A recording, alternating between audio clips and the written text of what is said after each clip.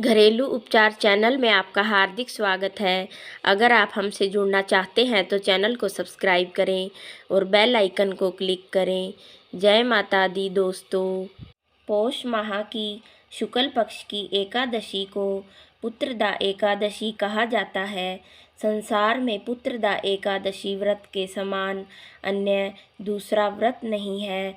आइए सुनते हैं पुत्रदा एकादशी व्रत की कथा। भद्रावती नगरी में सुकेतुमान नाम का एक राजा राज्य करता था। वह निसंतान था। उसकी पत्नी का नाम शैव्या था।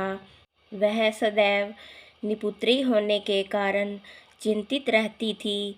उस पुत्रहीन राजा के पिता रो रो कर पिंड लेते थे। इसके बाद हमें कौन पिंड देगा।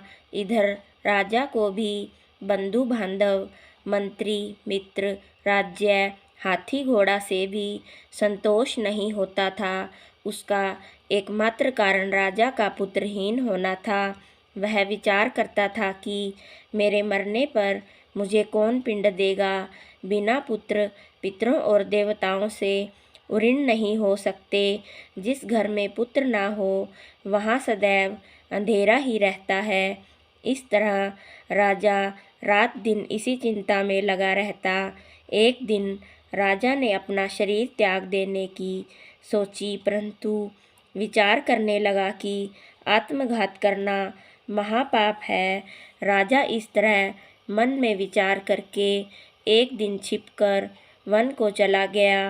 राजा घोड़े पर सवार होकर वन, पक्षियों और वृक्षों को देखने लगा। उसने वन में देखा कि मृग, बाघ, सूअर, सिंह, बंदर, सर्प आदि भ्रमण कर रहे हैं। हाथी अपने बच्चों और हथिनियों के बीच में घूम रहे हैं। उस वन में राजा ने देखा कि कहीं तो सियार कर्कश शब्द कर रहे हैं और कहीं मोर ध्वनि कर रहे हैं। वन के दृश्यों को देखकर राजा को सोच विचार में दोपहर हो गई। जब राजा को भूख और प्यास लगने लगी, वह सोचने लगा कि मैंने अनेकों यज्ञ किए हैं और ब्राह्मणों को मधुर भोजन कराया है, परंतु फिर भी मुझे यह दुख क्यों मिल रहा है। राजा प्यास के कारण बहुत बेचैन होने लगा और पानी की तलाश में आगे बढ़ा। कुछ ही आगे जाने पर उसे एक सरोवर मिला। उस सरोवर में कमल खिल रहे थे। उस सरोवर में सारस, हंस, मगरमच्छ आदि जल क्रीड़ा कर रहे थे। उस सरोवर के चारों तरफ मुनियों के आश्रम बने थे। उस समय राजा के दाहिने अंग फड़कने लगे। राजा मन में प्रसन्न होकर सरोवर के किनारे बैठे हुए मुनियों को देखकर घोड़े से उतरा और दंडवत करके उनके सम्मुख बैठ गया। राजा को देखकर मुनीश्वर बोले, राजा, हम तुमसे अत्यंत ही प्रसन्न हैं। तुम इस जगह कैसे आए हो, सो कहो। इस पर राजा ने उनसे कहा, हे मुनीश्वरों, आप कौन हैं और किस लिए यहाँ पधारे हैं। तो मुनि बोले, हे राजन, आज पुत्र की इच्छा करने वाले को उत्तम संतान देने वाली पुत्रदा एकादशी है।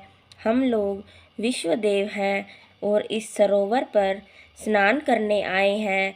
इस पर राजा बोले, हे मुनीश्वर, मेरे भी कोई पुत्र नहीं है। यदि आप मुझ पर प्रसन्न हो तो एक पुत्र का वरदान दीजिए।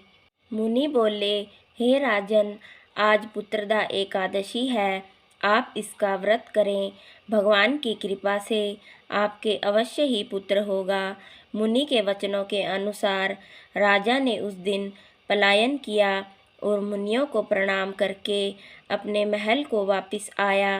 रात्रि में रानी ने गर्भ धारण किया और 9 माह के पश्चात उसके उत्तम पुत्र रतन प्राप्त हुआ। वह राजकुमार बड़ा होने पर अत्यंत वीर, धनवान, यशस्वी और प्रजापालक हुआ। श्री कृष्ण भगवान बोले, राजन, पुत्र की प्राप्ति के लिए पुत्रदा एकादशी का व्रत करना चाहिए। जो मनुष्य इसका महात्म्य श्रवण व पठन करते हैं उनको स्वर्ग की प्राप्ति होती है। तो दोस्तों, अंत में जय माता दी। अगर आपको हमारी वीडियो पसंद आती है तो वीडियो को लाइक शेयर अवश्य करें और चैनल को सब्सक्राइब कर लें, जिससे आपको हमारी वीडियो सबसे पहले देखने को मिले। धन्यवाद।